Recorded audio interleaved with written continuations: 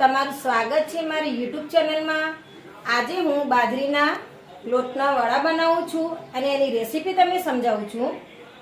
મેં 500 થી 600 ગ્રામ જેટલો બાજરીનો લોટ લીધો છે અને આ ઘઉંનું જાડો લોટ લીધો છે। અડધી વાટકી સોજી છે, અડધી વાટકી બેસન અને મેં લસણ મરચાંની પેસ્ટ કરી રાખી છે।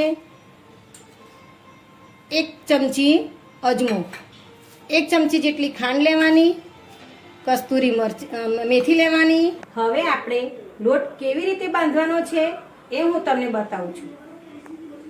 આપણે પહેલાં જાડો લોટ નાખીશું, સોજી, બેસન, કસ્તુરી મેથી, એને આમ ઝીણી ઝીણી કરીને નાખવાની છે।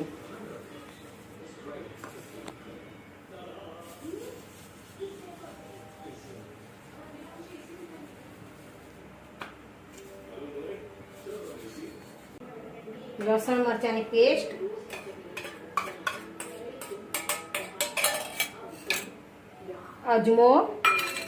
અજમા મસળીને નાખવાનો છે તો એનો ટેસ્ટ થોડો સારો આવશે।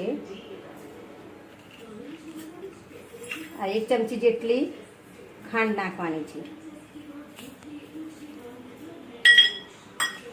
સ્વાદ અનુસાર મીઠું નાખવાનું છે।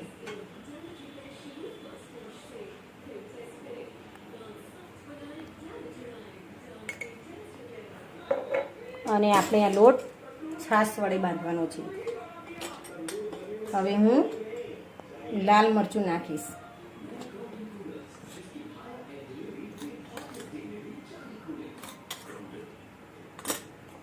હળદર નાખીશ,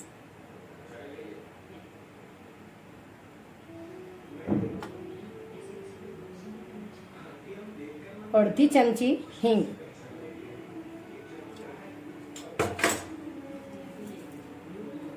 એક સરખું કરી દેવાનું છે મસળીને। પછી એમાં આપણે તેલનું મોયણ કરવાનું છે।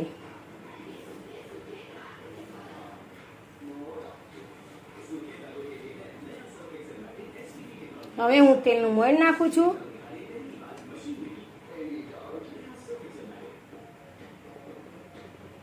તેલનું મોયણ સરખું નાખવાનું છે। આપણે થોડું નાખ્યું છે, પછી એવું લાગશે તો આપણે ફરીથી નાખીશું।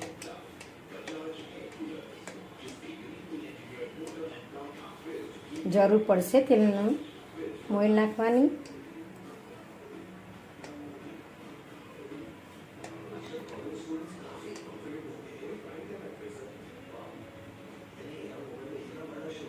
તેલનું મોયણ સરખું નાખવાનું છે આપણે, તો વડા સરસ અને સારા થશે। આપણો લોટ ધીમે ધીમે તૈયાર થઈ રહ્યો છે અને આપણે આ લોટ છાશ વડે બાંધવાનો છે।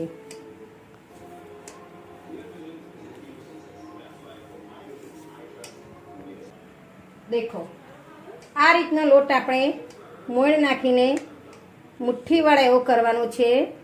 બહુ વધારે પણ નહીં, બહુ ઓછું પણ નહીં, આવી રીતે થવો જોઈએ। હવે હું થોડી થોડી છાશ અંદર નાખીશ। છાશ વડે જ લોટ બાંધવાનો છે।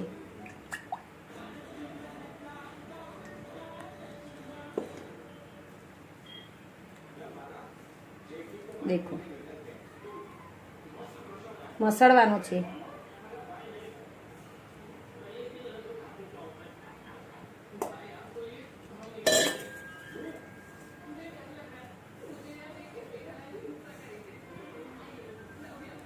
આવી રીતે લોટ બાંધવાનો છે આપણે। હજી થોડી જરૂર પડશે છાશની।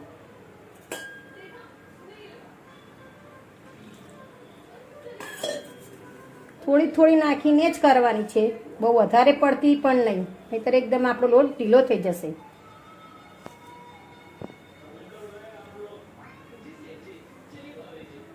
કણીઓ ના રહેવી જોઈએ, કેમ કે આપણે થોડું બેસન નાખ્યું છે ને એટલા માટે। હવે આપણો લોટ તૈયાર થઈ ગયો છે, એકદમ કમ્પ્લીટ. હવે આપણે એને નાની નાની લાડુળી કરી આમ કરવાની છે. આ આપણું વડું આવી રીતે તૈયાર કરવાનું છે. અને મેં ગેસ ઉપર આપણું તેલ મૂકી દીધું છે ગરમ કરવા. ત્યાં સુધી આપણે અહીંયા વડા બનાવીએ થોડા. બહુ સરસ અને સારા થશે અને ચા સાથે બહુ મજા આવે છે.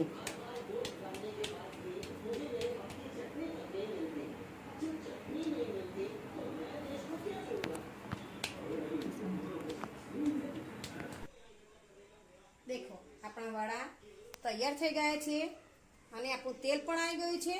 હવે હું એમાં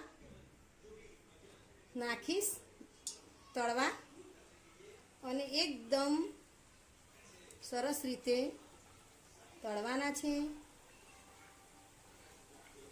જેટલા કઢાઈમાં આવે એટલા. દેખો તમે જોઈ રહ્યા છો, ધીમા ગેસ ઉપર જ કરવાના છે. બહુ વધારે પડતો ગેસ નહીં રાખવાનો ચાલુ, નહીંતર આપણા વડા દાજી પણ શકે છે. દેખો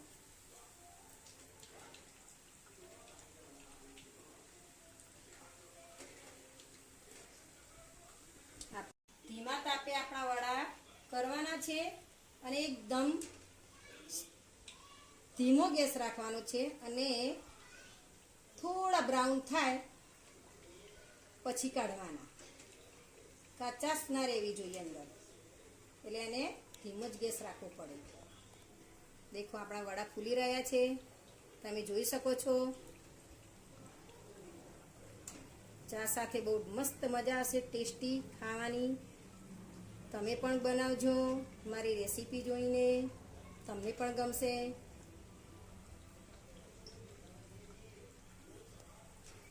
તમે જોઈ રહ્યા છો.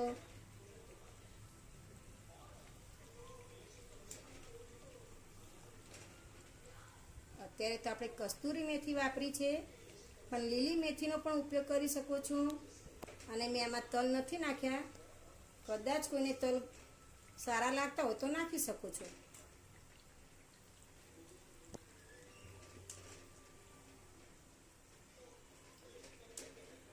આ બ્રાઉન કલરના થવા દેવાના છે. હવે આપણા વડા તૈયાર થઈ ગયા છે, તમે જોઈ શકો છો.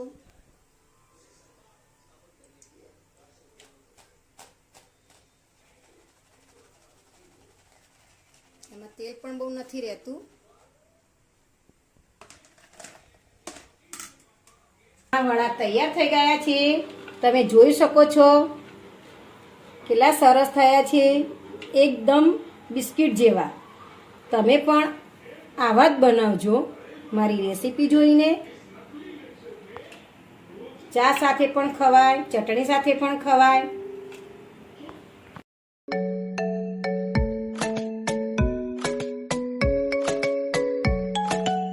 આ વિડીયો તમને સારો લાગ્યો હોય તો લાઈક કરો, શેર કરો અને અમારી ચેનલને સબસ્ક્રાઈબ કરજો.